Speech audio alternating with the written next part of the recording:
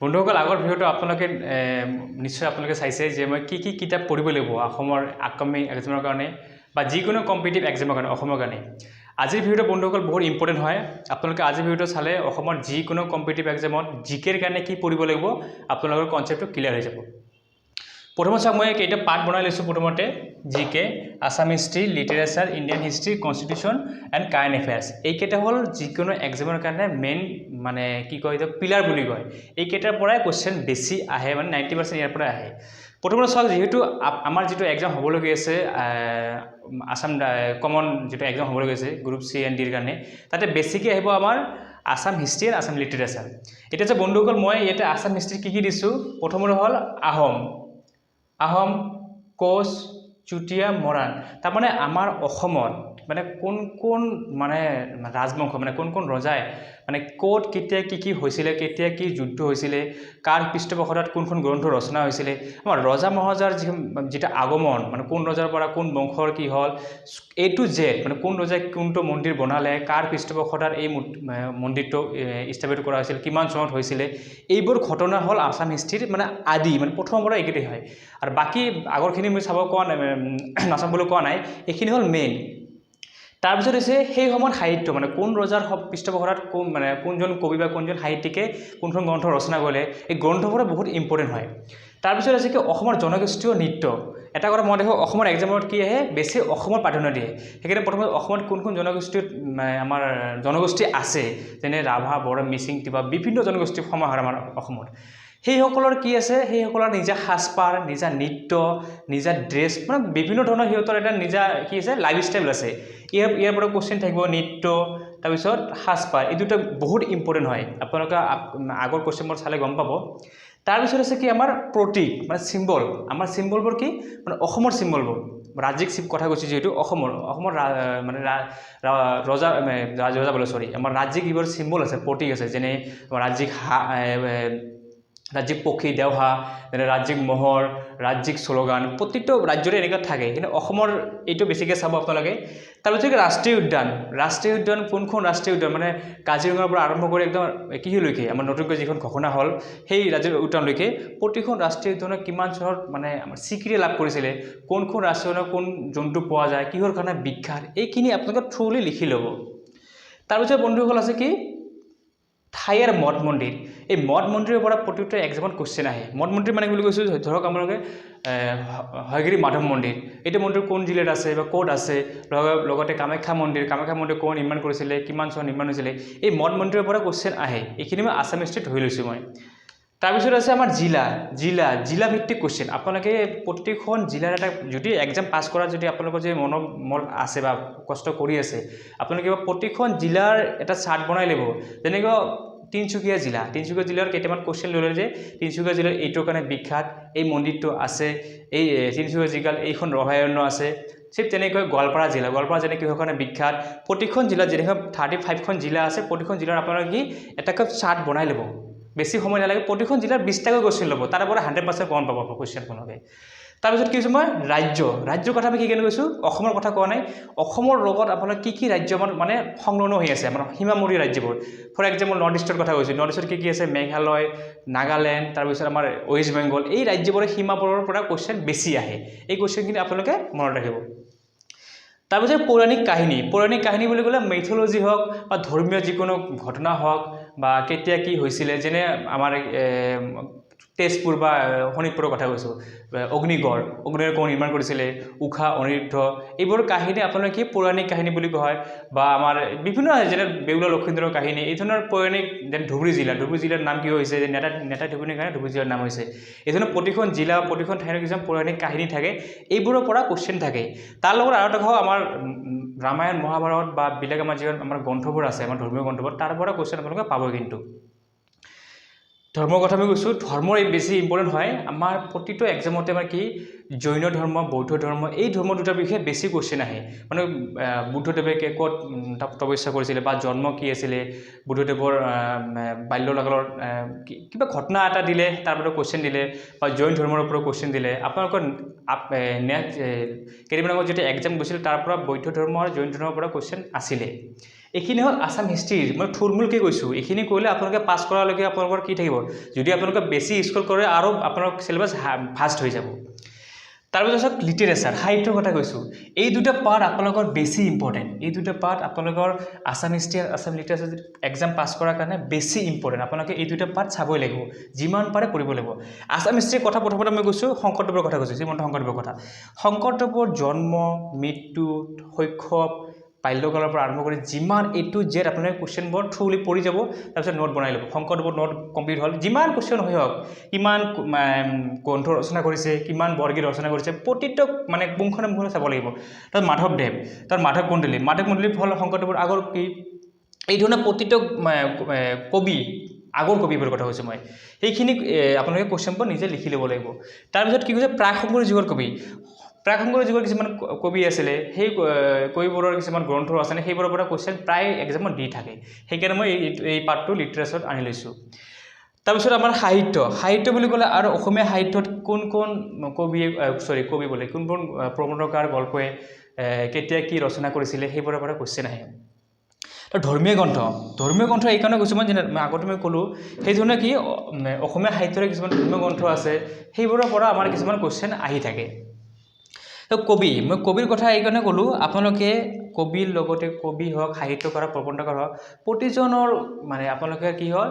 কবি পৰিচয়বোৰ পিছফালে বা যিকোনো কিতাপৰ পিছফালে বা কি হওক জন্মৰ পৰা আৰম্ভ কৰি আপোনালোকে মানে কেতিয়া কি বঁটা পাইছিলে সেইবোৰৰ পৰা কুৱেশ্যন আহে তাৰপিছত অসমীয়া কবিতা ৰোমান্টিক আধুনিক অসমীয়া কবিতাৰ পৰা কুৱেশ্যন প্ৰায়ভাগ এক্সামত দিয়ে প্ৰথম ৰোমান্টিক কবিতা প্ৰথম চনেট কোন ৰচনা কৰিছিলে এইবোৰ হ'ল আমাৰ সাহিত্যৰ ভিতৰতে পৰে অসম সাহিত্য হ'ব অসম সাহিত্যৰ বৰ্তমান সভাপতিগণ অসম সাহিত্য বা প্ৰথম ক'ত অধিৱেশন হৈছিলে অসম সাহিত্যৰ নেক্সট অধিৱেশন কোনখন জিলাত হ'ব এইবোৰ হ'ল ইম্পৰ্টেণ্ট কুৱেশ্যন তাৰপিছত হ'ল ভাষাৰ কথা এইকাৰণে ক'লোঁ মই অসমৰ ভাষাৰ পৰা কুৱেশ্যন আহে যেনে অসমীয়াটো আমাৰ ভাষা অসমীয়া ভাষাৰ উপভাষা কেইটা অসমীয়া ভাষাৰ এটা 4টা ভাষাৰে এইকেইটা ভাষাৰ ভিতৰত কোনটো আমাৰ অসমীয়া ভাষাৰ উপভাষা হয় এই এটা কুৱেশ্যন হ'ল তাৰপিছত গল্পকাৰ ধৰ্মীয় গ্ৰন্থ মই কৈছোঁ আগত মই ক'লোঁ কথাটো গল্পকাৰৰ কুৱেশ্যনবোৰ আপোনালোকে কি হ'ব গল্পকাৰৰ কুৱেশ্যন বেছি হয় যেনে পদ্মনাথ গোহাঁই বৰুৱা তেখেতৰ আপোনালোকে জীৱনীখন পূৰা ধুনীয়াকৈ পঢ়িব জীৱনী পঢ়িব কোৱা নাই মই মানে আপোনালোকে যেতিয়া কিতাপত পঢ়িব সেইখিনি ধুনীয়াকৈ লিখি ল'ব জন্মৰ পৰা মৃত্যুলৈকে একদম মাজভাগত তেওঁ মানে যিখিনি মানে সাহিত্য ৰচনা কৰিলে সেইখিনি আমাৰ তাৰ পৰা কুৱেশ্যন বেছি আহে এইখিনি হ'ল আমাৰ literature Assam history literature example যিহেতু অসমৰ হয় আপোনালোকে এই দুটা পাৰ্ট বেছিকৈ পঢ়ক তাৰপিছত কি আছে আমাৰ ইণ্ডিয়ান হিষ্ট্ৰীৰ পৰা মই প্ৰথমতে ক'ল ইণ্ডিয়ান হিষ্ট্ৰী ক'লে প্ৰথমতে ভাৰতৰ কেনেকৈ আহিল ভাৰত নামটো সেই এটা কুৱেশ্যন আপোনালোকৰ ইম্পৰ্টেণ্ট হয় মানে ভাৰতৰ ইণ্ডিয়ান হিষ্ট্ৰী মানে আগৰ কথা কৈছোঁ মই মানে বহুত আগত আদিম যুগৰ পৰা আপোনালোকে আজি কিলৈকে আৰম্ভ কৰাম সেইখিনি কথা লিখা নাই তাৰপিছত কি প্ৰথমতে কিবা মোগলৰ ৰাজত্ব মোগলসকল ভাৰতলৈ আগমন মোগলসকলে কি কৰিলে মোগলসকলৰ সময়ত কি কৰাৰ ব্যৱস্থা কৰিছিলে বা ক'ত যুদ্ধ হৈছিলে অসমৰ লগত মোগলৰ সম্পৰ্ক কি যুদ্ধ হৈছে বা শৰাইঘাটৰ ৰণ এইবোৰ কুৱেশ্যন কি ৰিলেটেড তাৰপিছত কি হৈছে সাহিত্যৰ কথা মই ক'লে সেই সময়ত কি সাহিত্য মানে মোগল মানে ৰাজত্বকালত ভাৰতত কি সাহিত্য ৰচনা হৈছিলে বা কোনজন কবিয়ে এই কোনখন গ্ৰন্থ ৰচনা কৰিছিলে এইবোৰ ইণ্ডিয়ান হিষ্ট্ৰীত মই ধৰি লৈছোঁ তাৰ বিভিন্ন যুদ্ধটো গম পাই মই এটা এক্সাম্পল দিলোঁ শৰাইঘাটৰ যুদ্ধ সেইজনৰ মোগলৰ সময়ত বহুত যুদ্ধ হৈছে বহুত যুদ্ধ বিগ্ৰহ হৈছে বহুত ঠাইত ধ্বংসপ্ৰাপ্ত হৈছে সেই ধৰণৰ সেইকাৰণে কি নাম দিছোঁ মই বিভিন্ন যুদ্ধ সন্ধিও হৈছে যুদ্ধ যেনেকৈ হৈছে সন্ধিও হৈছে যে অসমৰ প্ৰভাৱ ইণ্ডিয়ান হিষ্ট্ৰীত অসমৰ লগত কি কানেকশ্যন আছে ইণ্ডিয়ান অসমত কি প্ৰভাৱ পৰিছে সেইটো ইম্পৰ্টেণ্ট হয় তাৰপিছত হৈছে ইংৰাজৰ আগমন এই পাৰ্টটো বেছি ইম্পৰ্টেণ্ট ইংৰাজৰ আগমন মানে ব্ৰিটিছসকলে ইণ্ডিয়াত যেতিয়া আগমন কৰিলে প্ৰথমতে ক'ত আহিলে তেওঁলোকৰ তত্ত্বাৱধানত ভাৰতত কি উন্নত হ'ল কি মানে ডাঙৰ মানে ঘটনা হৈ গৈছিলে সেইবোৰতে কুৱেশ্যন আহে যুদ্ধ মানে সেই সময়ত যিহেতু স্বাধীনতাৰ কথা লিখিছোঁ মই যেতিয়া আমাৰ স্বাধীনতাৰ কিটো আহিলে আমাৰ জাতিৰ পিতা মহাত্মা গান্ধী যেতিয়া আঁতি কৰি ধৰিলে তেতিয়া মানে কি আমাৰ যুদ্ধৰ এটা পৰিৱেশ সৃষ্টি হ'ল বিভিন্ন ঠাইত মানুহক গ্ৰেপ্তাৰ কৰিলে সেই সময়ত অসমৰ প্ৰভাৱ কি যেনে কনকলতা ক'ত কি কৰা হৈছিলে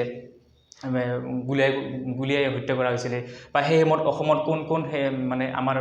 স্বাধীনতাৰ কাৰণে যুদ্ধৰ কাৰণে সিহঁতে লাগি আছিলে এইবোৰ হ'ল স্বাধীনতাৰ লগত অসমৰ প্ৰভাৱ তাৰপিছত কি হৈছে ইংৰাজৰ বিষয়া কোনজন বিষয়া যেনে সেই সময়ত বহুত ইংৰাজী বিষয়ৰ কাৰণে কি আমাৰ শিক্ষাৰ সংস্কাৰো হৈছিলে বিভিন্ন প্ৰথা যিবোৰ আমাৰ সমাজৰ কাৰণে ভাল নহয় সেইবোৰ আমাৰ দূৰীকৰণ হৈছিলে সেইবোৰৰ কাৰণে কোৱেশ্চন আহে শিক্ষাটো ক'লোৱে মই যে আদিম যুগৰ কথা মই আগতে ক'লোঁ নদ নদীৰ কথা এইকাৰণে কৈছোঁ কেতিয়াবা কোৱেশ্চন আহে যে কোনখন নদী কোন ৰাজ্যত হয় বা কোনখন নদী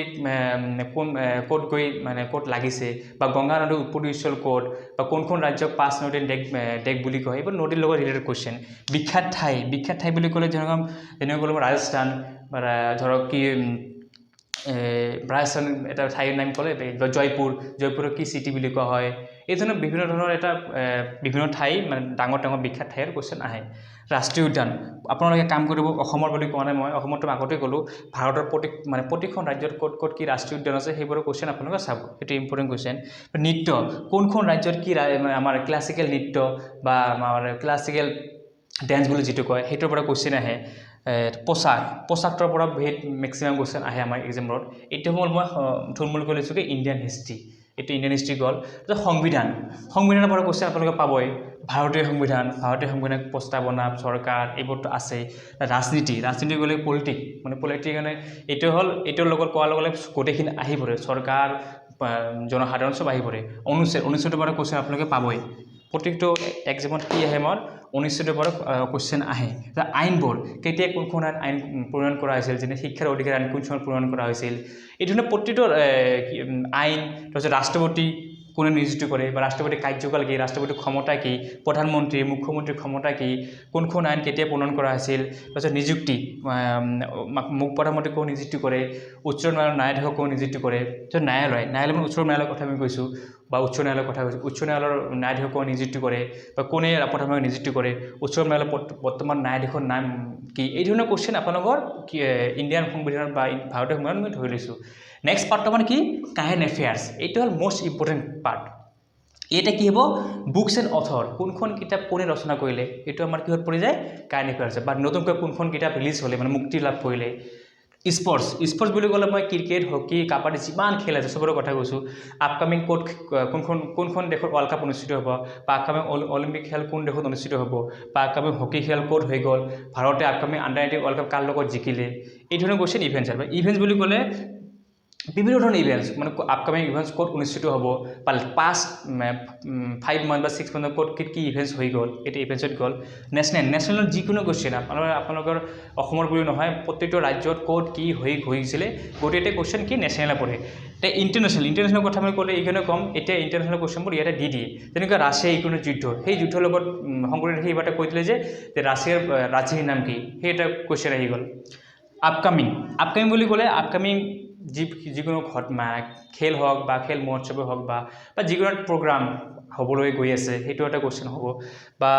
কাৰেঞ্চি বুলি ক'লে গম পায় কোনখন দেশৰ কি কাৰেঞ্চি এইটোৰ পৰা কোৱেশ্চন 100% থাকিব এটা 1 নম্বৰ কেপিটেলছ আহি থাকে কোনখন দেশৰ কি ৰাজধানী